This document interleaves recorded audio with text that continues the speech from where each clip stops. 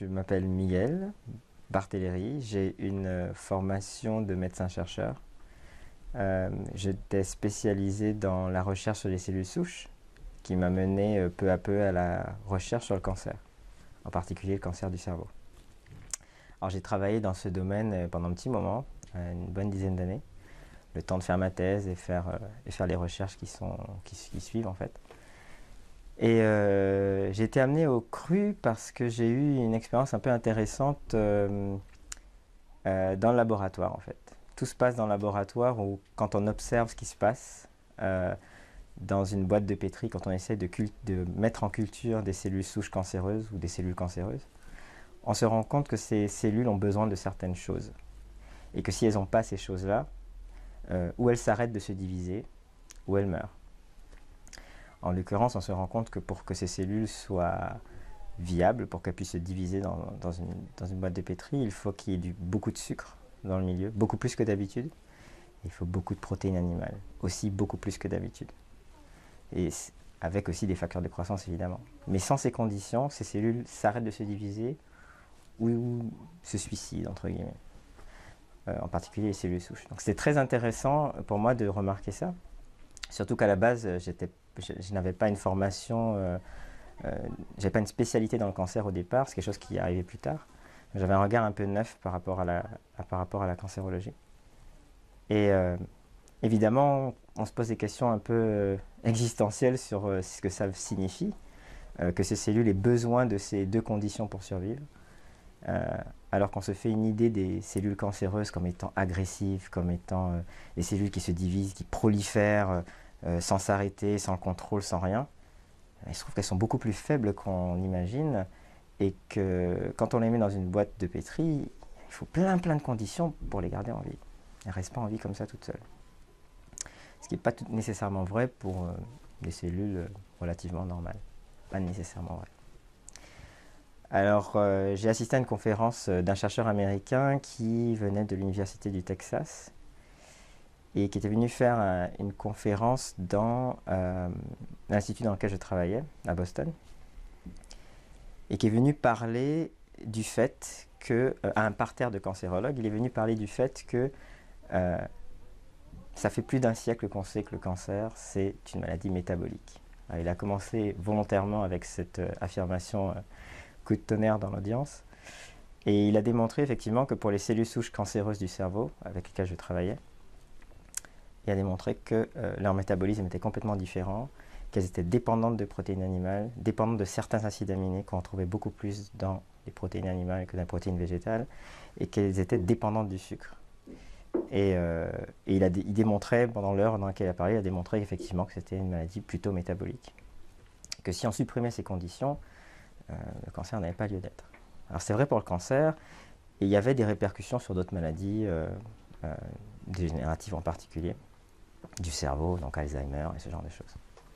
Donc c'est une conférence très intéressante, et comme j'étais intéressé par le sport, je faisais beaucoup de sport, la nutrition c'est quelque chose d'important quand on fait du sport, on finit par faire un peu le lien, on cherche, parce que mon travail j'étais formé comme chercheur, donc on ne se remet pas de ça, hein. Quand on a commencé à faire de la recherche, on est toujours chercheur. On continue à lire, on continue à se renseigner. On continue à être curieux, ce qui est toujours important. Et je suis tombé plus ou moins par hasard sur les écrits de Dr Campbell, qui était un professeur d'université de Cornell aux États-Unis, qui a été formé dans la même université que moi aux États-Unis, et qui est un professeur émérite maintenant, qui est à la retraite, mais qui a passé 40 ans de sa vie à étudier la nutrition, et qui a écrit plus de 300 et quelques articles scientifiques sur la nutrition. Alors quand on connaît, quand on sait la difficulté qu'implique la publication scientifique, on se rend compte que c'est quand même quelqu'un avec qui il faut... Enfin, on ne peut pas passer à côté de cette personne, hein. 300 articles, c'est quand même... Alors, évidemment, c'est quelqu'un qui a été très important dans la nutrition aux États-Unis, mais il n'avait pas vraiment encore écrit de livre. Et avant de partir à la retraite, son idée c'était de transmettre tout ce qu'il avait découvert, ou plutôt redécouvert pour lui-même, à à tout un chacun, aux gens qui n'ont pas de formation scientifique. Et il a écrit ce fabuleux bouquin qui est maintenant disponible en France, qui s'appelle L'enquête Campbell, ou le rapport Campbell. Et effectivement, quand j'ai commencé par lire ses articles scientifiques, et je suis tombé sur son bouquin, et là, vraiment, ça a fait écho, parce que lui comme moi avons une formation à la base de biochimiste. Et les biochimistes, ce sont des gens qui s'intéressent aux processus, aux réactions chimiques qui conditionnent la vie. Et c'est vraiment la base, en fait, de la science biomédicale. Et c'est quelqu'un qui a gardé son sens de l'observation et qui a été assez humble pour laisser l'expérience lui parler et ne pas imposer à l'expérience l'idée qu'il avait de ce que le réel était. Et mon tuteur de thèse était aussi quelqu'un de la même trempe, et c'est quelque chose que je m'efforçais en tout cas quand je faisais de la recherche de continuer à faire. Et ce monsieur Campbell m'a orienté vers beaucoup de choses indirectement. Et je m'étais dit effectivement que il fallait que je m'oriente vers une nutrition qui soit plus en accord avec ce que moi je voyais dans le laboratoire. Donc ce qui était important pour moi, c'était retrouver une certaine cohérence. Et le titre de mon doctorat, c'est un doctorat en médecine moléculaire. Donc c'est toute ma formation, je me suis orienté, en tout cas le but de la formation, c'est de comprendre les causes de la maladie. Comme disait Hippocrate, il faut chercher la cause des causes. Et toute cette formation de médecine moléculaire est orientée vers ça. Donc forcément, quand on étudie le cancer et qu'on étudie la cause des causes, qu'on est orienté par la cause des causes, on va chercher à aller vers la prévention. Alors en français, la prévention, elle a plusieurs significations. Souvent on parle de prévention en disant oui, il faut en parler. Oui, la prévention, la parole fait partie de la prévention. Mais pour moi, la prévention, c'est empêcher que quelque chose arrive. Mettre les conditions en amont pour que les choses ne se développent pas. C'est pas seulement en parler, il faut aussi agir. Et la nutrition préventive m'a beaucoup intéressé. Alors évidemment, on ne sait pas trop par où commencer. J'étais plus ou moins végétarien depuis très longtemps, je mangeais très peu de viande, c'est pas des choses que j'aimais beaucoup étant petit. Donc ça, c'était pas très difficile parce que bon, ça m'intéressait pas plus que ça. Je m'étais mis entre-temps au jus de légumes et au jus de fruits. Jus de fruits et légumes que je faisais à l'époque avec une centrifugeuse parce que j'étais étudiant et que j'avais pas un sou. et j'avais remarqué déjà le bien que ça faisait dans mon entraînement parce que je courais tous les jours, je faisais de la culture physique et ce genre de choses. Et ça m'aidait beaucoup dans la récupération. Donc après le sport, je me faisais un jus de légumes avec un fruit pour sucrer parce que sinon c'était pas très bon, pas toujours très bon. Au début, je savais pas vraiment quel mélange faire, donc je me trompais un peu. Donc un fruit souvent aidait à rendre la chose plus agréable à boire. Mais je remarquais effectivement que la récupération était meilleure. Il y avait moins de douleur, il y avait moins de fatigue, il y avait plus d'entrain aussi à aller faire son sport le matin. Et donc j'ai commencé à me poser des questions vis-à-vis de ça. Et pour moi, ce qui était important, c'était de devenir vegan. Parce que pour moi, ne plus manger ou ne plus absorber de protéines animales par rapport à ce que j'avais lu et par rapport à ce que je voyais dans le labo, c'était quelque chose qu'il fallait que j'atteigne. Ceci dit, le fromage et les produits laitiers, c'était très important pour moi. J'adorais ça. J'aime toujours ça d'ailleurs. Mais j'avais vraiment... le fromage et les yaourts, c'était quelque chose que j'aimais beaucoup. Je me disais, je pourrais jamais faire ça. Plus manger de yaourt, plus manger de fromage, j'y arriverai pas. Je pourrais en manger moins, mais plus du tout, ça sera difficile. Et en fait, très rapidement, ce qui s'est passé, c'est que j'ai déménagé sur la France après pratiquement 13 ans aux États-Unis. Et je me suis dit, ben là, je vais tomber de Caraïbes dans Scylla parce que les produits laitiers en France et la variété des produits laitiers, des fromages, etc., c'est tout simplement... la tentation va être impossible. Alors effectivement, la première année, je me suis donné à cœur joie parce que c'était pas à l'époque des choses qu'on trouvait très facilement aux États-Unis. Et, euh, et je me suis dit que j'allais voir si je trouvais pas un moyen euh, de me sevrer naturellement sans me faire violence, en fait. Et euh, en faisant des jus de légumes verts, je me suis rendu compte que j'étais capable de me sevrer sans vraiment me sentir frustré. Alors ça, c'était à la suite de recherches sur Internet, hein, un peu comme tout le monde. Euh, et, euh, et on parlait souvent de jus vert, on parlait souvent du jus vert pour beaucoup de choses. Et je me suis dit, ben, peut-être que les jus verts, ça va m'aider vis-à-vis de ça, on verra. Entre-temps, je lisais pas mal d'articles justement sur les propriétés des jus verts, parce qu'il y a quand même des gens qui font des petites recherches dessus, ou en tout cas des recherches indirectes. Donc je lisais tout ça. Et effectivement, les jus verts m'ont aidé à me sevrer. Alors c'était tout bête, mais apporter des légumes verts dans son jus, une proportion entre 30 et 50% du poids initial, euh, m'a complètement aidé à me sevrer. Donc au bout d'une semaine, donc je me faisais 1 litre ou 2 de jus par jour, en plus de ma nutrition normale. Et j'y pensais plus en fait, c'est ça. Alors qu'avant, je passais au magasin, j'achetais mes yaourts, j'achetais mon fromage. Là, j'y pensais plus. Et même quand j'avais faim et que je passais devant, je m'en suis pas rendu compte tout de suite, vraiment. Puis c'est au bout de 2 semaines que je me rends compte que j'en ai pas mangé depuis un moment. Et puis au bout d'un mois, j'ai toujours pas envie spécialement. Et je me rendais compte que quand on me présentait l'option de manger du fromage, je pouvais vraiment faire la décision consciente d'en manger ou pas en manger. Et c'était plus une gourmandise, c'était plus. Mais même si j'en mangeais un morceau, c'était pas, je me jetais pas dedans, je mangeais un morceau puis ça suffisait.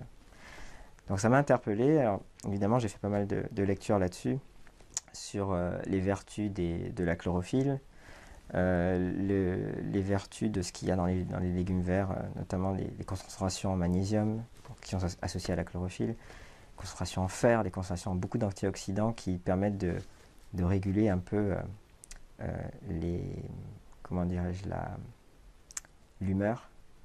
Euh, les légumes verts, effectivement, régulent l'humeur. Euh, Encore une fois, les recherches ne sont pas directes là-dessus, mais indirectement, on peut comprendre que c'est ce qui se passe.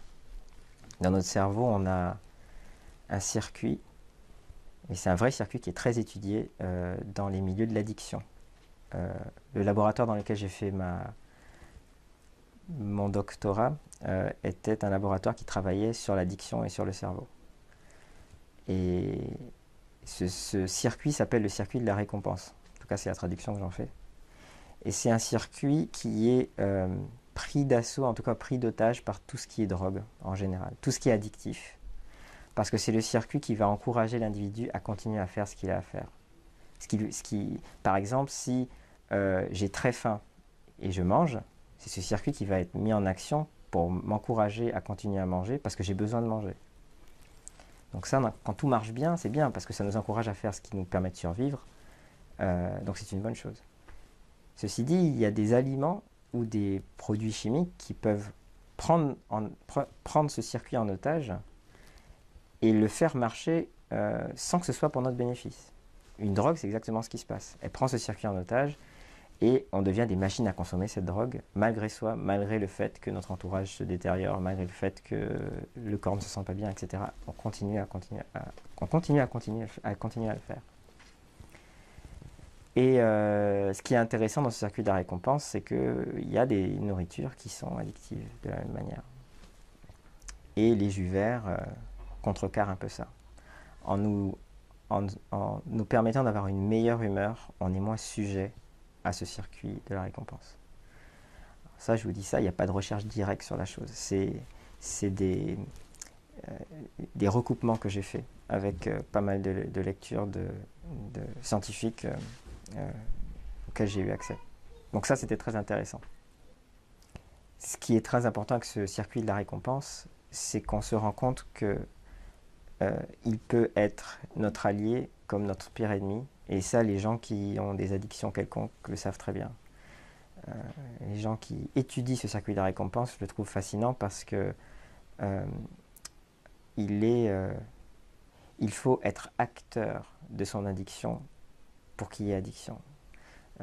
Si je vous force, je vous donne une drogue de force, vous n'allez pas du tout être accro à cette drogue. Il faut que vous soyez acteur de ça. Et quand on mange, on est acteur de ça. Et on a besoin de manger.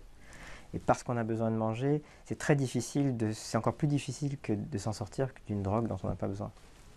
Donc, bon, dans mon cas, j'avais pas de maladie particulière, donc j'avais pas vraiment de raison de faire un changement alimentaire. Il n'y avait pas de raison pressante. Mais pour moi, c'était important, de par mes études, de par la manière à laquelle je voyais le monde, en tout cas, d'aller dans cette direction-là. Et j'ai beaucoup d'amis naturopathes et diététiciens qui me parlaient du cru. Ils me disaient oui, c'est vrai qu'apparemment c'est mieux parce que le cru apporte vraiment tous les nutriments dont on a besoin. Alors ça, c'est quelque chose pour un biochimiste qui fait qui a un écho retentissant, parce que vous allez voir à la télé souvent, on va vous dire ah, le brocoli c'est formidable, c'est un anti-cancer. Oui, oui, c'est un anti-cancer, en effet. Mais si vous le mangez cru, si vous le mangez cuit, il n'y a plus rien dans le brocoli. Ou très peu, c'est négligeable. Le brocoli ne va pas vous empêcher votre cancer. Le brocoli, il faut qu'il soit cru. Toutes les propriétés qu'on accorde à certaines plantes comestibles, hein, d'un point de vue de prévention au niveau de la nutrition, pareil, il faut que ce soit cru. Alors, quand on fait des jus, on se dit chouette, au moins je pourrais avoir cet accès-là, je pourrais avoir accès à cette nutrition, parce que je vais obtenir le meilleur de la plante, comment dirais-je, dans sa forme la plus complète finalement, sans avoir à me battre entre guillemets avec les fibres. Alors je fais un petit aparté où, au niveau des jus de légumes, les fibres, c'est vrai que c'est très important. Quand on fait un jus de légumes, on enlève les fibres des légumes. Hein. C'est vrai que c'est très important. Ceci dit, les fibres sont très importantes pour ce qui nous apporte beaucoup de calories. Et là, je parle par exemple aux fruits, les racines, les tubercules, ce genre de choses. Il faut qu'on ait des fibres avec ces aliments-là parce qu'ils apportent beaucoup de calories. Et pour tempérer l'absorption de ces calories, il faut des fibres. Les fibres se comportent comme des éponges. Ce sont des éponges qui nous permettent de... Enfin, qui absorbent, on parle d'adsorption, qui absorbent les nutriments. Donc nous, quand on digère, on va être en compétition avec les fibres pour extraire la nutrition. Systématiquement, on est en compétition. Donc il faut avoir déjà un système digestif bien rodé pour pouvoir extraire le maximum de nutrition d'un produit. L'exemple que je donne souvent, c'est par exemple quand on fait un jus de carotte, quand on mange une carotte plutôt, on mange une carotte, ça va nous mettre 3 à 5 heures à la digérer, ce qui est relativement rapide. Ceci dit, on va réussir, pour la moyenne des gens, un individu moyen va réussir à extraire 17 à 20% de la nutrition de cette carotte. C'est des mesures qu'on peut faire. Hein. On mesure la carotène, on mesure la vitamine C et on se rend compte du taux d'absorption des nutriments. Quand on fait un jus de carotte, ce jus de carotte, il va quitter l'estomac, et je parle bien quand on enlève les fibres, hein, pas un smoothie, quand on enlève les fibres de la carotte, ce jus-là va quitter l'estomac en 15-20 minutes. Donc c'est prédigéré, entre guillemets. Et on va avoir pratiquement 70% de la nutrition de cette carotte. On n'a pas du tout accès à la même nutrition quand on fait un jus de légumes que quand on le mange. Alors c'est complémentaire tout ça. Jusque-là, comme je faisais des jus de légumes, je me disais, super, je bois mon litre de jus de légumes par jour, sachant qu'on absorbe à peu près un peu plus de 2 litres même 2 litres 5 de nourriture par jour. Hein. Ça fait 2 estomacs et demi un peu, c'est un peu ça. Hein. 1 litre de jus par jour, 50% de mon apport alimentaire, c'est représenté par des légumes crus. Ceci dit, ça ne suffisait pas. Je me disais, effectivement, il faudra que j'essaye d'arriver vers le cru. Et je pense que ce qui m'a permis de faire le pas, malgré tout ce que j'avais expérimenté physiquement, il fallait que je comprenne l'importance d'aller vers encore plus de cru dans mon alimentation. Et surtout, il fallait que j'arrive à vaincre ma peur de manquer d'énergie. Parce que c'était vraiment ça. Comme je faisais du sport, je me disais, si j'arrête de manger des pâtes, du riz, etc., je ne vais jamais y arriver. Je me suis rendu compte, grâce à des stages d'alimentation vivante, que je pouvais complètement substituer ma source d'énergie, qui était les féculents. Je pouvais la substituer. Je vais substituer les fruits et les fruits, tout simplement, varier les fruits doux comme les fruits acides. Je vais substituer ça à ce que je mangeais avant pour obtenir de l'énergie. Et je me rendais compte que ça me tenait beaucoup plus longtemps. Le matin, une purée de fruits, je prenais un purée de fruits le matin après avoir couru. Si à 14 heures j'étais trop occupé, j'avais pas mal de choses à faire au bureau et que j'avais pas vraiment le temps de m'asseoir et manger, je fonctionnais encore, sans maux de tête, sans fatigue, sans rien. Et ça, c'était nouveau pour moi. Il a fallu que je fasse l'expérience de ça. Donc il a fallu que je fasse cette expérience pour me rendre compte que finalement, je pouvais passer au cru très facilement. Je me suis aussi rendu compte que j'avais moins besoin de manger. Tout simplement, moins envie et moins besoin. Ce qui m'étonnait aussi, puisqu'on dit un homme adulte devrait consommer 2500 calories par jour. Et un homme adulte qui fait du sport, au moins 3500. Bon, j'ai fait le décompte de ce que je mangeais en faisant du sport. J'ai fait une petite calcul et je me suis rendu compte que je fonctionnais avec 1500 calories par jour. Et que je faisais du sport. Et que je mangeais à satiété et que je mangeais des fruits tout le temps. Et que chaque fois que j'avais fait un repas, j'avais bien mangé.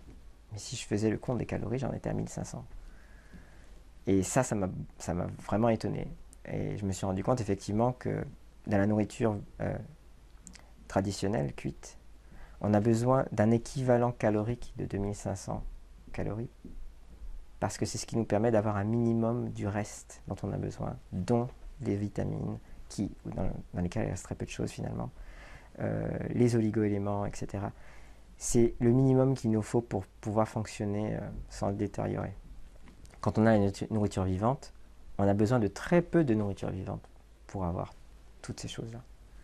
Et ça, il a fallu que je fasse expérience de ça. Donc, je vais faire un petit pas en arrière où effectivement, après avoir fait ces expériences dans le laboratoire, pour moi, j'étais plus en cohérence avec ce que j'ai dans le labo. C'est très intéressant de faire de la recherche. Je trouve ça toujours fascinant. Je lis toujours des articles, je me tiens toujours au courant de ce qui se fait. Mais pour moi, d'un point de vue personnel, je me disais, pourquoi focaliser sur la béquille quand on peut tout simplement faire un plâtre et puis attendre que la jambe guérisse, quoi. La béquille, c'est bien gentil, mais il ne faut pas que ça dure. Donc, j'ai voulu commencer à me rapprocher de ce qui pouvait vraiment aider les gens, informer les gens avec la nutrition préventive. Moi, ce que je remarque, c'est qu'avec 2 petits changements tout bêtes, qui sont commencer le matin avec sa purée de fruits, avec les fruits qu'on aime, quels que soient les fruits qu'on aime. On fait une grosse purée de fruits avec 5 ou 7 fruits, comme vous voulez. Vous avez déjà vos 5 et 7 légumes par jour, c'est déjà fait avec le petit déjeuner. Et avoir son litre de jus de légumes par jour. Si possible, un jus vert, donc avec beaucoup de verdure. Vous avez déjà fait 80% du travail, voire 90% du travail. Vous allez voir des changements rapides, vous allez voir une augmentation d'énergie, vous allez voir tout ça très rapidement. Et même si vous continuez à manger cuit, c'est pas le problème. Vous avez déjà vos fruits pour votre énergie le matin et vos jus de légumes pour vous permettre de vous apporter toutes les autres vitamines, les antioxydants, les minéraux dont vous avez besoin. Ces 2 petits changements qui font, à mon sens, qui font des miracles. Moi, ce qui m'a vraiment frappé au tout début, c'est que je me disais, encore une fois, que j'allais manquer d'énergie. J'en aurais pas assez pour courir et pour faire ce que j'avais à faire d'habitude. Et je m'étais dit que j'allais d'abord faire ma transition alimentaire avant de reprendre le sport. J'allais pas faire les 2 en même temps. Ce qui s'est passé d'ailleurs. Et effectivement, je me suis rendu compte que comme je disais, avec beaucoup moins de calories, j'étais capable de faire autant de choses, voire plus, et que j'ai récupéré mieux. Donc, je cours le matin entre 8 et 12 km, ça dépend des matins. Avant de courir, en général, je prenais un petit quelque chose pour pouvoir commencer à courir, etc. Bon, là, je cours à jeun, et quand je rentre de ma course, je mange ma purée de fruits. Je ne suis pas affamé après ma course. J'ai le temps de me faire ma purée de fruits sans être affamé. Et une fois que je l'ai prise, ma purée de fruits, comme je dis, ça me tient jusqu'au milieu de l'après-midi, si je suis occupé. Ce qui m'a beaucoup étonné parce que quand vous avez 5-7 fruits en calories, ça fait pas grand-chose. Hein. Ça fait vraiment pas grand-chose. Si on se fie qu'à ce qu'on apprend en école de médecine sur les besoins caloriques, on penserait que quelqu'un qui a ce régime alimentaire serait sous-alimenté. Bon ben, je ne suis pas encore mort, hein, et ça fait un moment que je le fais. Donc, voilà, moi, ce qui m'a vraiment frappé dans ça, c'est que finalement, l'énergie, c'était pas finalement les glucides, c'était pas finalement les lipides, etc. Ça en fait partie.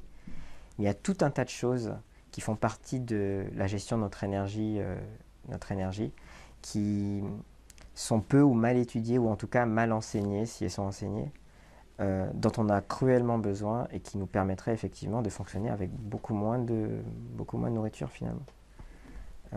Alors c'est sûr, hein, manger des pommes, manger des mangues, manger des bananes, on nous dit oui, mais c'est quand même sucré, ça fait grossir. Bon, moi, les 3 premiers mois, j'ai perdu du poids en mangeant que des fruits, des bananes à volonté, des pommes à volonté, des mangues dès que j'en trouvais, etc. J'ai pas pour... Quand on me dit que les bananes font grossir, je sais pas de quoi on parle. Encore une fois, ça, il faut faire l'expérience. Une autre chose qui est important à noter, c'est pour les gens qui sont prédiabétiques, diabète de type 2, ou qui ont un diabète de type 2. On va leur dire effectivement, les fruits, il faut arrêter ça. Moi, je leur dis tester, parce que quand on teste sa glycémie, quand on a un diabète de type 2, il y a certains fruits qui vont faire tellement baisser la glycémie qu'on va avoir les mêmes symptômes que si on avait mangé du sucre. C'est-à-dire on va avoir la tête, on va pas se sentir bien, on va avoir des nausées, etc. Et on peut se dire, j'ai mangé un exemple de fruit, c'est le litchi qui fait ça. Quelqu'un qui a un diabète, qui va manger du litchi, après, une personne qui a un diabète et qui est traitée, qui va manger des litchis, va se dire après qu'elle se sent pas bien parce qu'elle a mangé des litchis, parce qu'elle a trop de sucre dans le sang. Ben, si on fait le test sanguin, on se rend compte que son taux de sucre a chuté. Et qu'en fait, comme cette personne est sous médicament, elle fait une hypoglycémie, qui ont pratiquement les mêmes symptômes que l'hyperglycémie. Donc on va interpréter le fait qu'elle ne sente pas bien parce que le fruit a porté trop de sucre. Et en fait, le fruit a fait baisser le taux de sucre dans le sang. Ça, il faut le tester, il faut le faire le test. Je ne dis pas qu'il n'y a pas des fruits qui ne font pas augmenter la glycémie, je dis qu'il faut tester. Et ces tests-là ne sont pas toujours faits.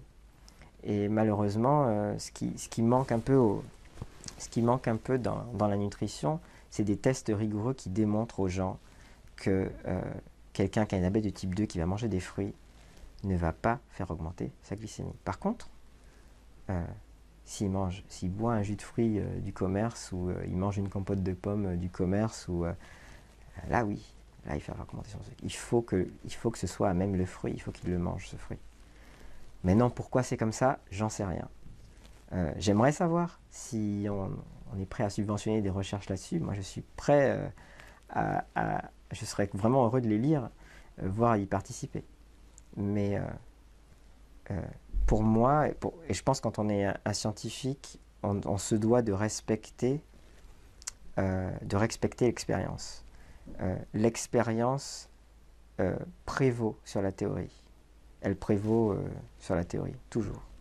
Si on a une théorie bien faite et qu'on fait une expérience qui contredit la théorie, il faut questionner la théorie. Peut-être questionner les conditions de l'expérience, mais il faut aussi questionner la théorie. C'est important de faire ça. Donc il y a beaucoup de choses qu'on a besoin d'apprendre en nutrition, il y a encore beaucoup de choses à apprendre, et je pense que ces pionniers de la nourriture vivante qui ont fait des choses, qui ont découvert des choses de manière empirique, avec un peu de chance, j'espère en tout cas, vont guider le monde scientifique, le monde médical à se poser les vraies questions. Parce que ces gens-là qui mangent vivant, qui mangent finalement beaucoup moins de calories que les autres, qui retrouvent une jeunesse, qui retrouvent la santé, qui sont des gens qui prospèrent physiquement, remettent en question complètement ce qu'on apprend aujourd'hui par rapport à la nutrition. Donc la nature et l'expérience, c'est elle qui nous enseigne ce qu'on doit penser. Et il ne faut pas essayer de faire rentrer la nature dans nos schémas de pensée. Voilà. Merci Miguel.